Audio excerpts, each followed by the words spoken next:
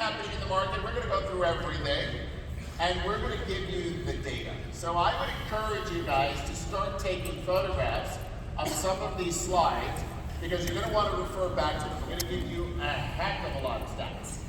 All right, so let's start. Everyone is talking about the economy, but let's break it down a little bit. So it's not just jumping off the cliff just yet. There are more jobs available than people looking for work, right? Unemployment is at historic lows, 3.8%. So these are all good things. There's almost 9 million job openings right now. The average price of an hourly wage is $29. That's ridiculous, right? It's actually more than what some people are making when they first enter this business. Yeah. So that's crazy.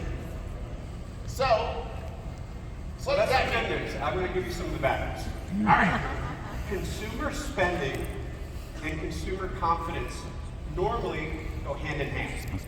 They're coupled. But since COVID, for the first time, I think ever, they've been completely decoupled.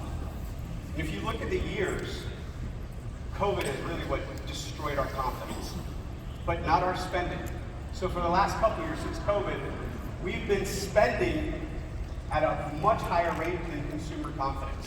So that's the canary in the coal mine typically from economists, that there is a recession coming. So unless US consumer confidence increases, there will be a pullback on spending, because right now anywhere you go, there's a line, right? It doesn't matter if you're at a restaurant, the grocery store, trying to buy a plane ticket. It feels like you're competing for everything. But that could come back real fast. Because during COVID, we couldn't spend money, right? I mean, aside from like Amazon, a lot of you were trying to spend money, but none of you could. But the second they freed us up, how many people went on vacation? How many people sort of went out the door, started doing restaurants when restaurants were opening up again? Revenge travel. So here's what happens with that. Our consumer credit card spending has topped, ready for this? $1 trillion for the first time in history last quarter. Who said woo? Why are you sort of saying woo to that? You're like doing a lot of Amazon shopping. Now, this is also happening when credit card interest rates are like at an all-time high. It's 27-28% on average. So when you're looking at that and we just keep spending, we're spending at a 28% rate. And your cost of living is higher, right? People are using their credit cards just to make ends meet. It's a huge red flag. Yeah. So, and some more not good news is personal savings are now at a historic low. You can actually see right there the huge spike where they locked us up. That was quick, because they were at a No one historic spent high. any money. U.S. savings rate went to an all-time high of 35%. But very quickly thereafter, they went right back down. And so, again, we're not just coming up with random facts to tell you. We're telling you the not all stories credit card debt, though. are telling you where to focus on in your business in the next coming 12 to 18 months. So inflation may have peaked, right? But here's the thing. The Fed keeps raising rates. And they're raising it really quickly. The last time that the Fed fund rates were this high was in the 80s. Some of you weren't even born. I don't think you were born. I was born in Were New you? York. I was born in New York. All right. So I was there. Jeff, you were born there. Yeah, okay. So, but they even then, they did it on a gradual step-by-step up. So the Fed's aggressiveness of what they're doing with interest rates has sort of some economists thinking we might be leading into a recession. So, this is the 24th consecutive quarter over quarter decline in sales. If it feels hard out there, it's because it is. We're on track to have probably the lowest home sales on record since the Great Recession. The last time we sold this few homes was 2009. Who was licensed in 2009? Yeah. This is really different for us because we all feel like we're there, but everyone's still buying stuff and running around, and we think we're fine, but in our industry, we are in a recession of transactions, right? Look at the peak in 2021. It was almost 7 million homes between resales and new construction. That's almost a 40% drop, right? So you guys need to have this context and have some grace with yourselves. That's right. There is some folks running around in today's market going, God, I don't know if I'm going to do this anymore. Right? Rates are 7.5%. I mean, has anyone ever felt that? I thank you for that honesty, right? Look at these hands. Like, this is a lot, right? But when you start looking at this, look at what the market truly is. You guys are crushing it. Yeah. So let's go back to mortgage rates for a second.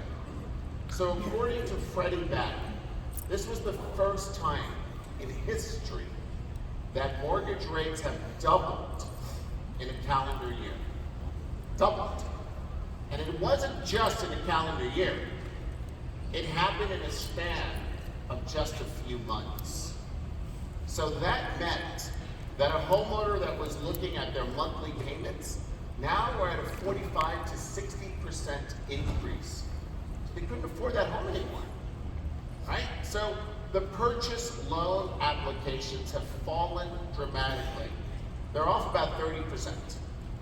And so when you start thinking about refi, who's going to refi, right? Refis are down 80%. Here's what's crazy, 70% of the folks that are homeowners have an interest rate below 4%. So those that are in this inventory circle, there's a 3-month supply there, those are the people that have to sell, right? So start thinking about that with your business. These people have to sell. Let's focus on those that have to. How many times have you guys not said to yourselves, I'm not going to call my client, he's got a 3% interest rate, he's never going to sell. Sometimes they need to sell. Absolutely. So, one of the things that happened in that dramatic change we experienced is the appreciation has come almost to a complete stop. So one way of thinking of that is buyers now have a reprieve, right? Remember 18 months ago, if you waited a month, the prices went up 10%? That wasn't sustainable. That's pretty much gone, and I think that's actually a good thing. I live in Miami, and our market doubled in 4 years. Right? That's not sustainable. So across the board, we're seeing that really calm down. And then this is where you guys need to be the local expert, right? Some markets are faring very differently than others. And the problem with the way we consume content is we all read headlines, right? You see them on social media, you see them in your group chats, people will send you headlines. And what's happening in Austin and Phoenix and San Francisco is completely different than what's happening in Houston, Miami, or Nashville. And that's why you need to be a local expert, because you'll be talking to a consumer who might say, oh, it's a terrible time to buy or sell, depending on the market you're in. So it's very important that you know these numbers cold and you can speak to it in a professional manner. You know, you and I just spent a good portion of this calendar year traveling around the country with our masterminds, and we found out how different every market was. And so what really is interesting now, that there's a different phenomenon happening. Because of the cost of what it costs with money coming in. So builders are actually building smaller and less expensive homes in order to offset that higher cost of financing. So our market is changing. Our market inventory is changing. Single family housing starts in August. We're down about 12% from last year. But here's the good news. Permits are actually going up. So builders are actually optimistic about the future of the housing market. So that's the positive news. Well, and on that note, think of the takeaways. Are you working with buyers, putting them into new construction? And are you working with builders or sellers? So always think of how this affects you and your personal market. So, this is the most recent data we have, but across the United States, 26% of purchases were by investors in the month of June. Right? I can see some of the sides and guys. What most of you probably just thought when I said that, you thought those were the hedge funds and the institutional buyers, all the folks that have been running up running around buying up a lot of residential homes. And that's actually not the case. Interest rates affected large funds just as bad as they affected everybody else. The vast majority of those 26% of homes were purchased by small to mid-sized investors who've been sitting on cash, where that cap rate doesn't matter where rates are at. What does that mean? Is that every one of you needs to be having these conversations in your local market. There has been folks sitting on the sidelines waiting for the dumb money to get out of the way to be able to capitalize on that. So you should have a portion of your business. And again, 26% is a national average. Some of you live in markets where that's 35 to 40%. Right? So you should look at your business and figure out what percentage of that market share you capture, because if you're not, you're leaving that much percentage of the business on the table if that's what's happening in your home market. So, how many of you were in the business in 2009? Oh, okay. So, about a quarter of the room. So, those of you that are waiting for 2009 to happen again, it's just not. It's not going to happen. Right? So, we're talking about delinquencies. We're talking about things that were those REO products, things that went into major foreclosure. And those where a lot of you made a lot of business because we were dealing with those hedge funds back then, that they were buying up the bank inventory. That's just not happening anymore. So mortgage delinquencies are actually at a historic low. The Mortgage Bankers Association reported that 3.37% of mortgages were delinquent in the first half of 2023. So the typical number is about 5%. And get this, borrowers have amazing amount of equity in their homes to the tune of $27 trillion. They're not going foreclosing. The foreclosure activity is at 60% of our pre-pandemic levels. In a normal year, it's about 1.5%. Right now, it's 0.57, just over a little bit of half of 1%. That's insane. Leo. Yeah, so each market cycle is different. You'll hear the terms delinquency, foreclosure, REO, and think of them interchangeably, but it's actually a sequence of events. So folks in delinquency are still in trouble, and based on all the stuff we just told you, it's coming. Folks are in trouble. Folks are struggling to make ends meet. But the substantial difference is that 88% of borrowers in foreclosure sampled last month had north of 20% equity. What that means is that homeowner will most likely list with an agent. And to Michael's point, a lot of you let that little voice inside your head hold you back. And you're not making your phone calls, you're not making your contacts because it's a fist fight out there. And you're like, I'm not calling him. I just sold him a house 3 years ago and he got that 2.8% rate. He doesn't need to sell, she doesn't need to sell. But the reality is, some of the direct marketers in this room will probably get to them first because they're doing all their activities. And if you don't get in front of that homeowner, someone else is going to list that home. Look at that. 64% of distressed sellers are selling ahead of the foreclosure sale. So make sure you're making your calls, you're getting in front of your people, because that is how you actually take care of the people you care about. That's an important stat. 2/3 of all the distressed sales happen before it goes to foreclosure. Right? So if someone is going through some financial hardship, they're probably not going to share it with you, but you could be their lifeline. So this is important data. Yeah, and that could look like sending CMAs to folks you've sold homes to who may not even be aware of how much equity they've gone up. Absolutely. Because they're probably heads down worried about their financial situation and not realize that they may even have a couple $100,000 more in equity than when they bought the house. All right, so we're going to wrap this up for you guys with some key takeaways. The recession is still a very real possibility. It will just look different than the ones before because we don't have high unemployment. Other ones are typically indicated by that way. Oh, I got ahead of myself. Mortgage rates continue to be at a 20-year high, And none of us have a crystal ball, but I can tell you that they will be much higher than you've experienced for the last 10 years of selling real estate. Existing home sales are on pace to be the lowest since 2009. Resales, home sales are broken down into two categories, resales and new construction.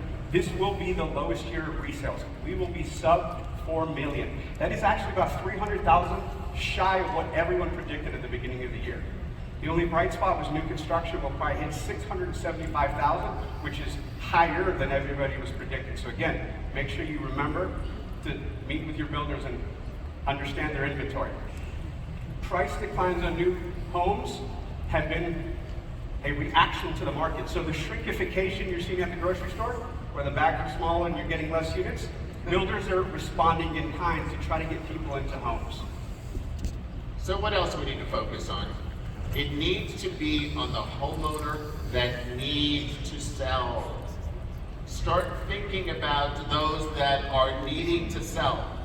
If you're thinking about selling, you're not going to sell. You're at a 3% interest rate.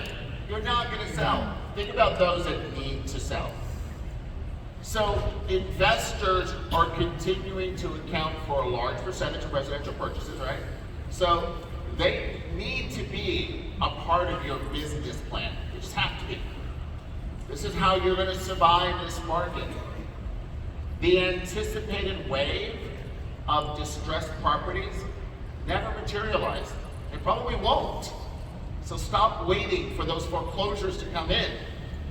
And the opportunity to move upstream and list properties for distressed homeowners that still have a lot of equity. Yeah. All right, so let's talk about our numbers, because again, those that know me know I love data. And this is where context is super important. When you see, we're down 21% over last year and 20% over that year, so we're down 40% over the peak. You gotta know your personal numbers. So if we take Q1 and Q2 of 2022 and Q1 and Q2 of 2023 and do the industry was down 21%. We were down 15%. That means everyone in this room collectively outperformed the market by 30%. Yes? If we cherry pick the top 1,000 agents how other companies do it, we're giving you all of it. And we went, if you do the math, we had a 3.5% market share. It increased to 3.85%. So we've increased our market share 7%. Yes, no clap for that.